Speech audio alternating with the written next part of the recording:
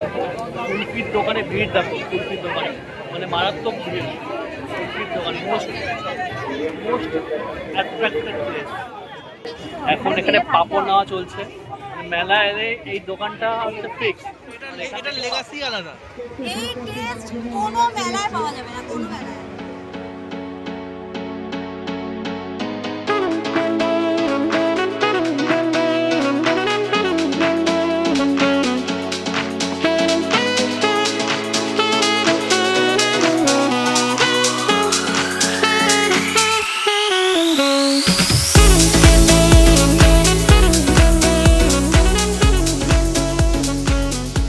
Afternoon friends, নববৈশাখের শুভনন্দন।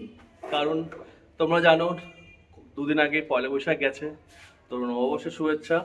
তো ঘটনা হলো যে আমরা কিন্তু ব্লগটা কিন্তু বহুদিন পর অন করলাম, কারণ লাস্ট ব্লগ তোমরা দেখেছিলে যে বার্থডে ব্লগ, সেলিব্রেশন, ইফতিদার রেসিপি, তারপর মার সাথে ইফতিদা অনেক মেমোরি শেয়ার করলো, আর আমি অফিস থেকে এসে সারপ্রাইজ হলাম যে ইফতিদা ঘর সাজিয়েছিল।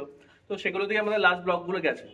তো বিগত এই কদিন কোনো ব্লগ করা হয়নি, কারণ আমার অফিসের চাপ ছিল, ইফতিদারও কাজের চাপ ছিল, এবং আমাদের শরীরটা ভালো ছিল না, তো যে কারণে ব্লগ টক করা হয়নি। তো একদম পয়লা বৈশাখের ঠিক পরের দিনই ব্লগটা স্টার্ট করলাম আমরা, আর তোমাদেরকে আবারও জানাচ্ছি নববৈশাখের শুভনন্দন। তো দেখতে পাচ্ছ এখন কোথায় আছি। আমি গেছিলাম ভালো ছাদ থেকে ব্লগটা শুরু করব, তো ছাদে জাস্ট এরকম পা রেখেছি, এই দেখো ছাদে এরকম পা রেখেছি, জাস্ট পালিয়ে এলাম। মানে প্রচন্ড গরম, প্রচন্ড গরম, রোদ পুরো ঠাটা করছে, রোদ চারিদিকে পুরো ধুধু করছে, লু বইছে, পুরো তাকাতে পাচ্ছি না সূর্যের দিকে, প্রচন্ড গরম। গাছগুলো নেতে গেছে। অ্যাঞ্জেলো চলে এসছে রোদের মধ্যে। অ্যাঞ্জেলো একটু আগে লাঞ্চ করলো, ইফতিদা খাইয়ে দিল, আর ভাবলাম ব্লগটা আজকে আমিই শুরু করি। প্রচন্ড গরম, জাস্ট প্রচন্ড গরম। এই গরমে তো ঠোঁট পর্যন্ত ফাটছে, আর আমার শরীরটা এতটাই খারাপ হয়েছে যে একদিন সকালবেলা উঠে দেখছি যে এই শনিবারই সকাল উঠে ঠোঁট পুরো ফেটে গেছে, মাথা ভার, মানে যা তা অবস্থা, মানে তাই। তো দিনটা শুরু হলো, দেখা যাক কার কি হয়। চলো আবার পরে কথা হচ্ছে তোমাদের সাথে। গুড আফটারনুন ফ্রেন্ডস, আমি জানি আজকে সোম ব্লগ শুরু করেছে ফর আ চেঞ্জ। হ্যাঁ, কি করেছে ব্লগে আমি জানি না, তবে বললো যে আজকে মানে ও নিজে থেকেই বললো যে না আমি ব্লগ শুরু করে দিয়েছি। তাহলাম যে চাক, মানে আমার খুব ভালো লাগে যে নিজে থেকে যদি ও শুরু করে। আর আজকে আমরা দুজনেই লেট করে উঠেছি। কি বলো তো, একে তো প্রচণ্ড গরমে সবার অবস্থা খারাপ হয়ে যাচ্ছে, তার মধ্যে কিছু তো খেতে ইচ্ছা করছেই না। আর 2-3 দিন ধরে কী হচ্ছে বলো তো, একটা গা বমি ভাব হচ্ছে। তো যাই হোক, আজকে দুজনেই লেট করে উঠেছি দেখে আমরা আর ব্রেকফাস্ট করিনি। তো মা বললো তাহলে এক কাজ কর, তোরা আগে তাড়াতাড়ি খেয়ে নে, স্নান করে আমরা দুজন আগে খেয়ে নিয়েছি, এখন মারা খাচ্ছে। আর আমার মাও এসছে, 2 দিন হয়েছে মা এসছে, মারও একটু শরীরটা খারাপই ছিল, তো মাকে বলছি সঙ্গিয়ে নিয়ে এসছে যে 2 দিন থাকো এখানে। দেখো ওখানেও রেস্ট হয় না তা না, কিন্তু যা হয় সবারই নিজের বাড়িতে যেটা হয়, কোনো কাজ না থাকলেও খুঁজে কাজ বার করে, কিন্তু এখানে এলে কি হয়, ধমক টমক দেই। আর মানে এমনিতেও এখানে এলে একটু বেলা করে ঘুম থেকে ওঠে, আবার দুপুরবেলা ভালো করে ঘুমায়, তো ওটা হয়ে যায়। আর ওখানে মাসি বোন ওরা সবাই বেরিয়ে যায়, একা বাড়িতে থাকে, খালি খুঁজতে থাকে কি কাজ করা যায় না যায়। তো যাই হোক, এখন ওরা খাচ্ছে। আর গরমে তো পারাই যাচ্ছে না, মানে বাইরের দিকে তাকালেই শরীর খারাপ লাগছে। আমি সোমকে তাই বলছি যে ও ছাদে গেছিলো, এসে বলে ব্লক করে যায় না, তুই ছাদে গেলি কী করে এই রোদের মধ্যে। আমি বিশ্বাস করো মাঝে একদিন গেছিলাম বিকালের দিকে, তাছাড়া আমি ছাদে যাচ্ছি না। এই চলছে আর কি। আর আজকে একটা কাজও আছে জানো তো, একটু বাদে আজকে যাই না বলে তো রেখেছি, আজকে বুকিং নিয়েছি, সেটা হলো আরবান কোম্পানিতে আজকে বুকিং নিয়েছি বাথরুম ক্লিনিংয়ের জন্য। তো আমি সত্যি কথা বলতে এর আগে কখনোই করাইনি, সবসময় আমরা মিলেই সব কিছু ক্লিন করে নিই। বাট এখন সত্যি কথা বলতে আমার হাতের জন্য আমি আর পারবো না, আর মারও সম্ভব না, মারও পায়ে ব্যথা আছে। তো আলাম না, এবার দরকার। সময় অনেকদিন ধরে বলছিলো তোরা আরবান কোম্পানিতে কেন করিস না। তো আজকে একটা বাথরুমের জন্যই বুকিং নিয়েছি, আজকে একটা করি, দেখি কীরকম কী করছে, ইনি কীরকম করছে। তো তারপরে এটা ঠিকঠাক হলে আবার আরেকটা বাথরুম আর কিচেনের জন্য বুকিং নেব। তো 4টে নাগাদ বুকিং নিয়েছি, তাই জন্যে সবাইকে মানে ওই বলছিলাম তাই যে তাড়াতাড়ি করে খাওয়া দাওয়াটা অ্যাটলিস্ট সেরে নাও, ইচ্ছে করে একটু লেটে নিলাম বুকিংটা।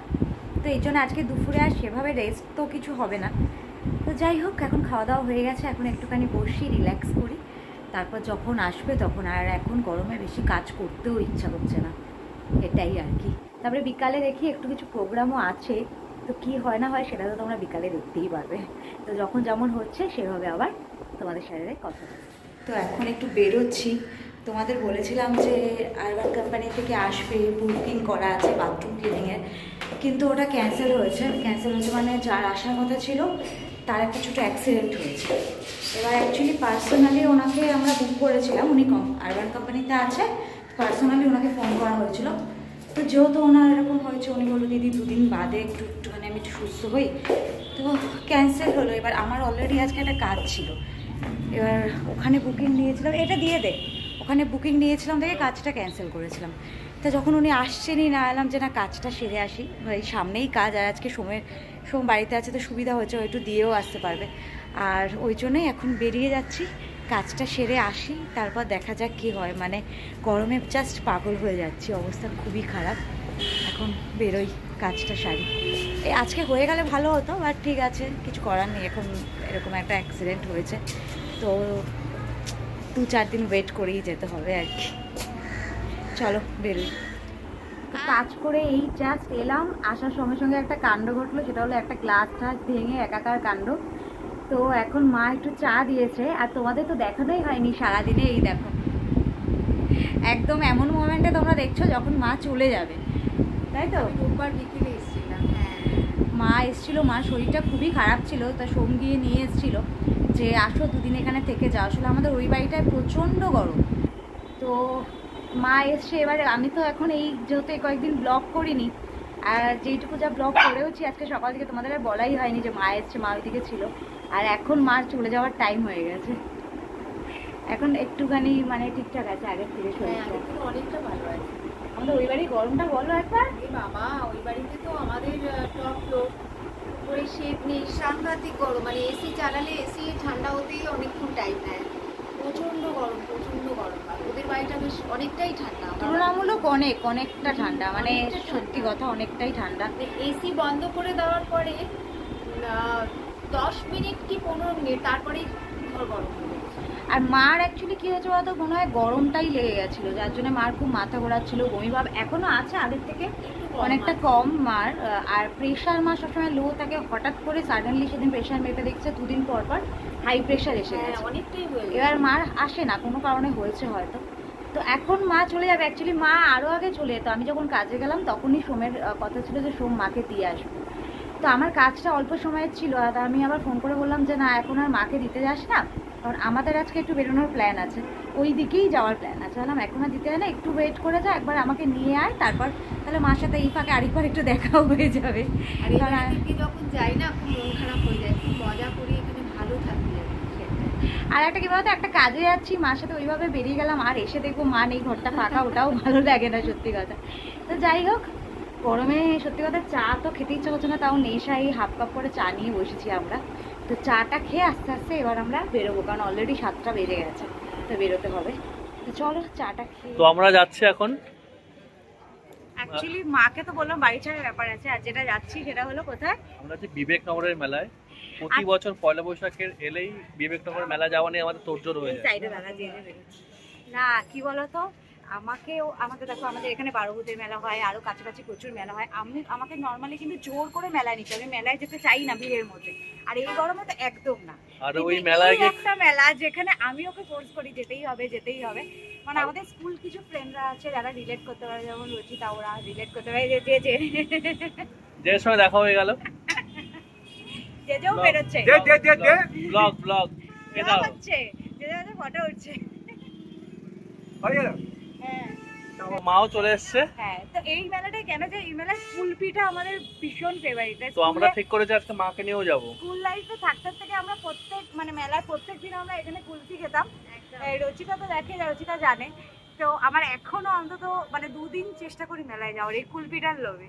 তো আজকে মাকে ছাড়ার ব্যাপার, সৌমি বললো যে না চল যাওয়ার পথে ছাড়ার পথে মাকে নিয়ে যাই, একটু মাকে মেলায় ঘুরিয়ে মাকে ছেড়ে দেবো, কারণ লাস্ট ইয়ারও সত্যি আরেকটা হচ্ছে এই ভদ্রলোক আমরা প্রথম যখন গেছিলাম তখনও উনি দিচ্ছি, মানে আমি আমার যবে থেকে বোধ হয়েছে তবে থেকে দেখছি এখন কয়েক বছর ধরে ছেলেকে নিয়ে আসে উনি।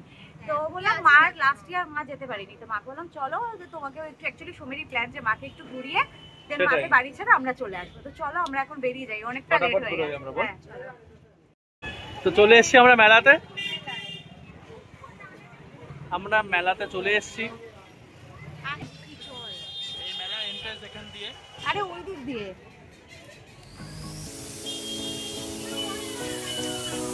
চল যাই।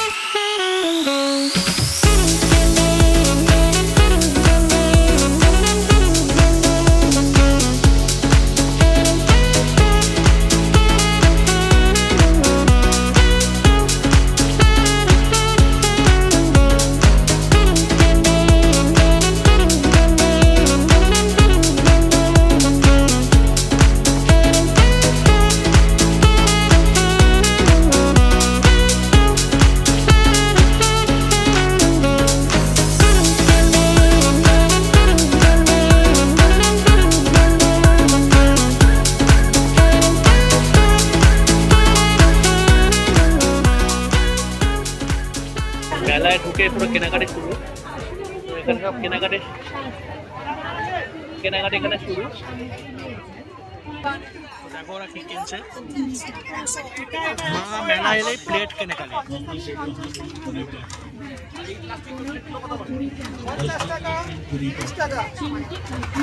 কি কিনছিস রে?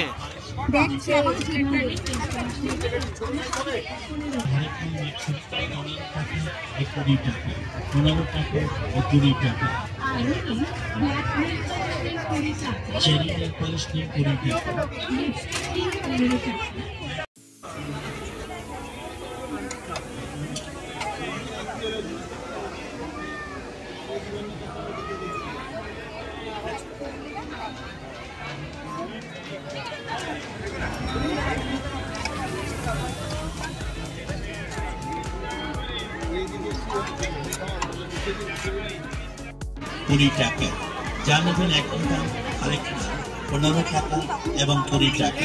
15 টাকা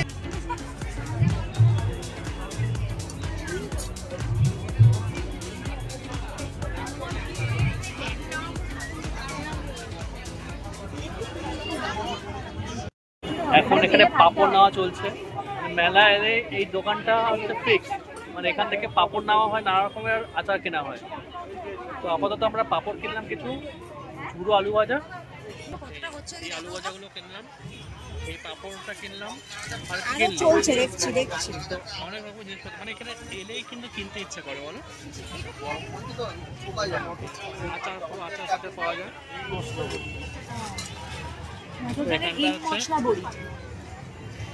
এখন পাপড় খাওয়ার শখ হয়েছে। পাপড় খাওয়ার শখ হয় না এখন, আর কানে দুল তো কিনি না, এখন সংসারের জিনিসই কিনি। ও ওটা 200 করে দিয়ে দাও আলু ভাজা।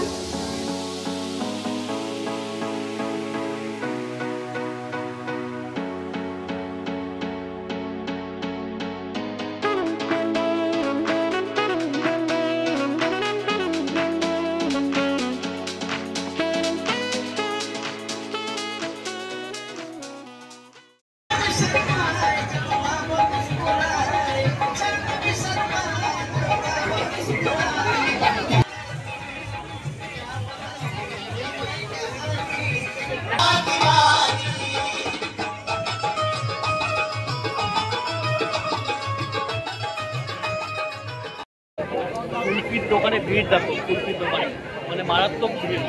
কুলফির দোকান most attracted place.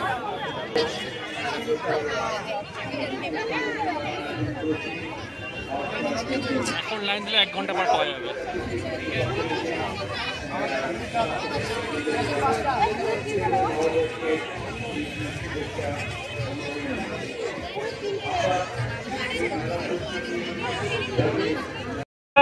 Finally kulfi খাচ্ছি অনেকক্ষণ ওয়েট করার পর। 1 ঘন্টা লাইনে দাঁড়িয়ে।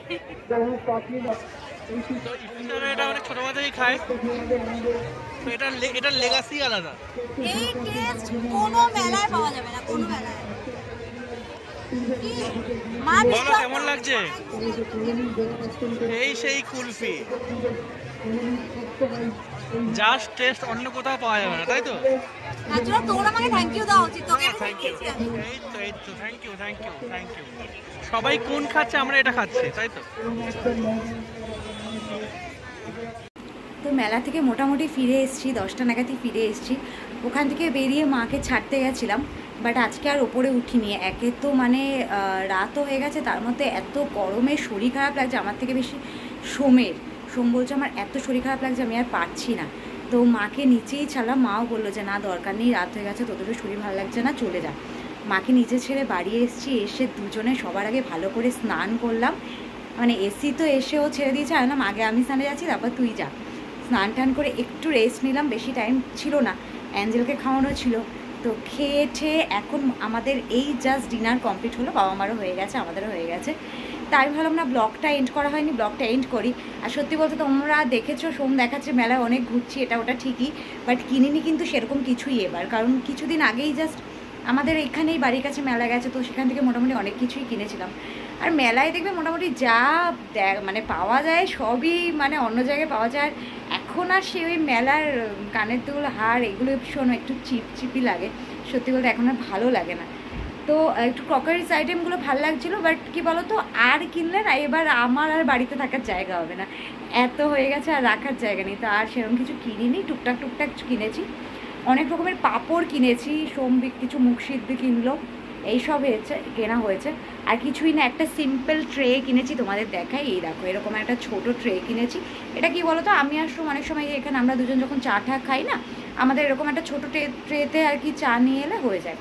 তো আমার আছে অলরেডি, এবার ভাবলাম যে এরকম পেলাম আরেকটা নিয়ে নেই, তাহলে ওটা বাদ দিয়ে এবার আবার এটা ইউজ করতে পারবো। তো এই একটা ট্রে দেখানোর মতো তোমাদের পেলাম। আর এই দেখো এই একটা ব্যান্ড কিনেছি। এই ব্যান্ডগুলো কি বলো তো, লাস্ট টাইম মেলাতেও দেখেছিলাম, তো তখন সোম বললো যে এখন ছাড়, কালকে নিশান নেওয়া হয়নি। তো এগুলো বেশ আমার কিউট লাগে, আর এই ব্যান্ডগুলো মানে মাথায় লাগিয়ে বেশ প্যাক লাগাতেও সুবিধা হয়, আর আমার তো বেশ কিউট লাগে। তো এই একটা তোমার মানে কিনেছি, জাস্ট এইগুলোই দেখালাম, আর কিছুই সেরকম কেনা হয়নি। মাও ওই ট্রেফেই কিনেছে। তো যাই হোক, আর কথা বলবো না, ব্লগটা এন্ড করবো, আর টায়ার্ড লাগছে। আবার তোমাদের সাথে আবার একটা ফ্রেশ ব্লগে দেখা হবে। আজকের মতো গুড নাইট, টাটা।